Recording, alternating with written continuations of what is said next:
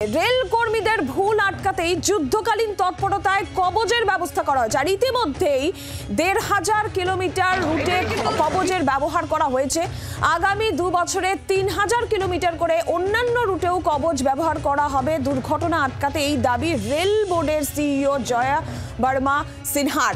Rail বোর্ডের CEO এই দাবি করছেন গুয়াহাটি থেকে হাওড়া এখনো কবজ সিস্টেমের বাইরে রয়েছে এবং স্বীকারোক্তি রেল বোর্ডের চেয়ারম্যানের এই স্বীকারোক্তি যে এখনো পর্যন্ত বেশ কিছু রুট কবজের বাইরে। করমণ্ডল দুর্ঘটনার পরও কিন্তু এই প্রশ্ন যে এখনো কবজের আওতার বাইরে দীর্ঘ রেলপথ রয়েছে।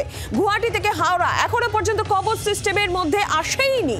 কি স্বীকারোক্তি দিয়েছেন রেল বোর্ডের চেয়ারম্যান, এই স্বীকারোক্তির সামনে এসেছে এবং আবারও এই কাঞ্চনজঙ্ঘা এক্সপ্রেসের এই দুর্ঘটনা কবজ নিয়ে আবারও প্রশ্ন তুলে দিল। করমণ্ডলের দুর্ঘটনার পরও হুঁশ তাহলে ফিরল না রেলের। শ্রেয়সী রয়েছেন আমাদের প্রতিনিধি আমাদের সঙ্গে। শ্রেয়সী, ঠিক আমরা দেখেছি 1 বছর আগে ২রা জুন করমণ্ডলের সেই ভয়াবহ বিভৎস স্মৃতি, তার 1 বছর পর জুন মাস 17ই জুন এবার কাঞ্চনজঙ্ঘা এক্সপ্রেস কবজ নিয়ে আবারও প্রশ্ন, যেখানে আজকে রেল বোর্ডের চেয়ারম্যানের এই স্বীকারোক্তি এক বড় অংশের রুট কবজের বাইরে। দেখো, এখনো পর্যন্ত যে বিষয়টা গতবার যখন অর্থাৎ জুন মাসে আমরা জানি যে বাহানাগা সেই ভয়াবহ দুর্ঘটনা ঘটেছিল এবং তারপরেই কবচ অর্থাৎ অ্যান্টি কলিশন যে ডিভাইস রয়েছে রেলে, যে সিস্টেমটা চালু করার কথা রয়েছে সমস্ত ক্ষেত্রে, সেই বিষয়টা নিয়ে কিন্তু আলোচনা শুরু হয়েছিল যে কেন সেক্ষেত্রে সেই কবচ সিস্টেম লাগানো হচ্ছে না, কবচ সিস্টেম এখনো পর্যন্ত কার্যকর করা হলো না।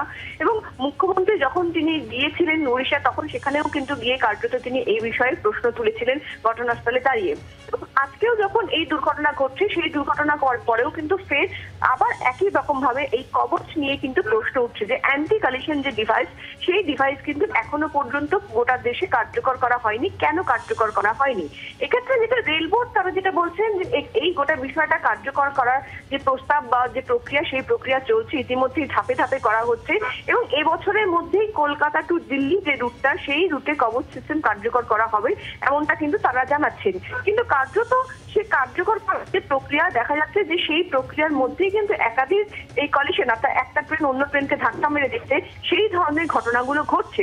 ফলে কার্যত কবচ যে ডিভাইস, কবচ যে সিস্টেমটা রয়েছে, যে অ্যান্টি কলিশন ডিভাইস লাগানোর যে ব্যবস্থা, যে কবচ সিস্টেম, সেই বিষয়টা কতদিনে কার্যকর হবে, গোটা দেশে কিভাবে কার্যকর হবে, সেই বিষয়টা নিয়ে কিন্তু আবারও প্রশ্ন উঠতে শুরু করলো।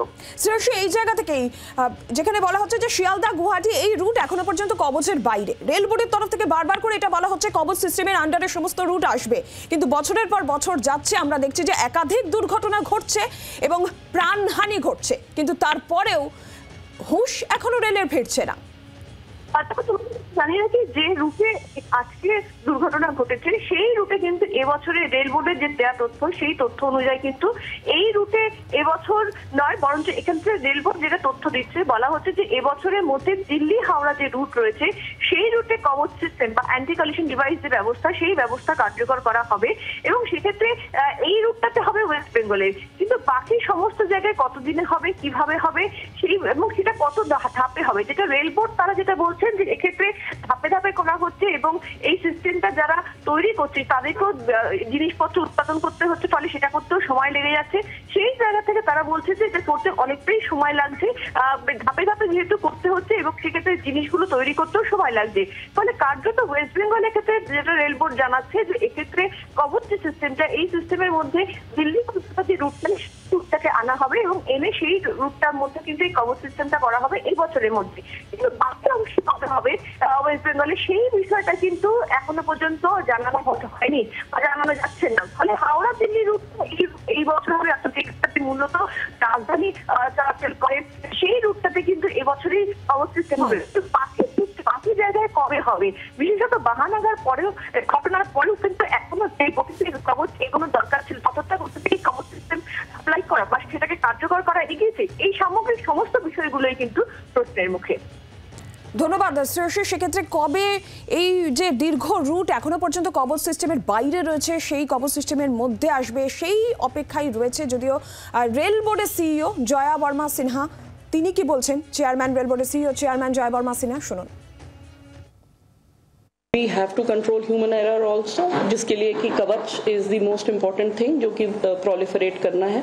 ये एक मिशन मोड में बढ़ाया जा रहा है। ऑलरेडी हमारा करीब 1,500 किलोमीटर पे ये चल रहा है और इस साल 3,000 और किलोमीटर पे कवच लग जाएगा।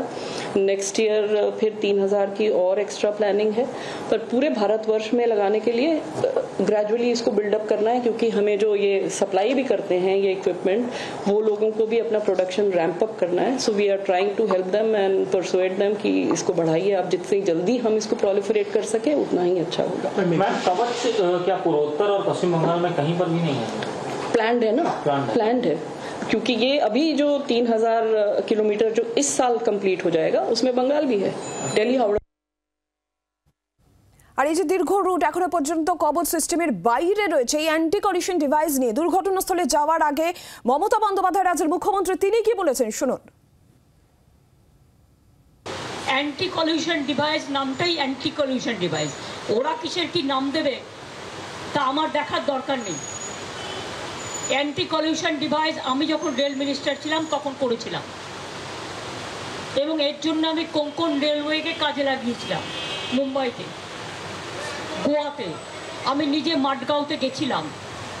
সেটা দেখার পরে এটাকে আবিষ্কার করে প্রত্যেকটা ট্রেনে লাগানো হয়েছিল, যদি ড্রাইভারও ঘুমিয়ে পড়ে অ্যালার্ম দেবে, দুটো ট্রেন কাছাকাছি চলে আসলে আটকে দেবে, এরকম নানা রকম সিগন্যালিং সমস্ত। সুতরাং ওরা ওদের ভাষায় প্রত্যেকটা জিনিস, ভাতটাকে এখন কেউ ভাত বলবে, কেউ রাইস বলবে, কেউ চাল বলবে, কেউ আবার আরও কিছু নতুন ভাষা যুক্ত করতে পারে, সেটা তার নিজের ব্যাপার। বলে আগে মানুষের রক্ষা কবচ হন, তারপরে এই সমস্ত নানা রকম কথা বলবেন। মমতা বন্দ্যোপাধ্যায় তিনি রীতিমতন ক্ষোভ উগরে দিয়েছেন। অন্যদিকে রেল বোর্ডের তরফ থেকে বলা হচ্ছে রেল কর্মীদের ভুল আটকাতেই যুদ্ধকালীন তৎপরতায় কবচের ব্যবহার করা হচ্ছে। ইতিমধ্যেই 1,500 কিলোমিটার রুটে কবচ ব্যবহার করা হয়েছে। আগামী 2 বছরে 3,000 কিলোমিটার করে অন্যান্য রুটেও কবচ ব্যবহার করা হবে দুর্ঘটনা আটকাতে, এই দাবি রেল বোর্ডের তরফ থেকে করা হচ্ছে। আর এই অ্যান্টি কলিশন ডিভাইস নিয়ে রাজ্য বিজেপির সভাপতি সুকান্ত মজুমদারের কি বক্তব্য শোনাবো। কবচ তো আর আপনার গলায় আমার গলায় যে কবচ মাদুলি থাকে সেই রকম না, টাইম কনজিউমিং ম্যাটার, সময় লাগবে। এত বড় দেশ, পৃথিবীর সর্ববৃহৎ রেল স্ট্রাকচার আমাদের, সেটাতে এক এক করে করতে করতে সময় লাগবে। যত সময় যাবে তত আমরা বেশি করে এগোবো। যেমন ভারতীয় রেল এগোচ্ছে, আজকে যেমন এরকম একটা ভয়ঙ্কর দুর্ঘটনা ঘটলো, দুঃখজনক ঘটনা ঘটলো, ঠিক সেই একই দিনে আজকে আবার পৃথিবীর সব থেকে উঁচু রেল যে ব্রিজ চেনাবের উপরে, সেখানে আমরা ট্রায়াল রান করলাম। তো কোনো সময় ভুল হয়ে যায়, এখন মানুষ যদি ভুল করে, হিউম্যান এরর যদি সত্যিই হয়ে থাকে যেটা বলা হচ্ছে প্রাথমিক, তো কারো কিছু করার নেই, তো কোনো সিস্টেমই কাজ করবে না আপনার। বাংলার আওয়াজ, বাঙালির আবেগ, জি 24 ঘন্টা।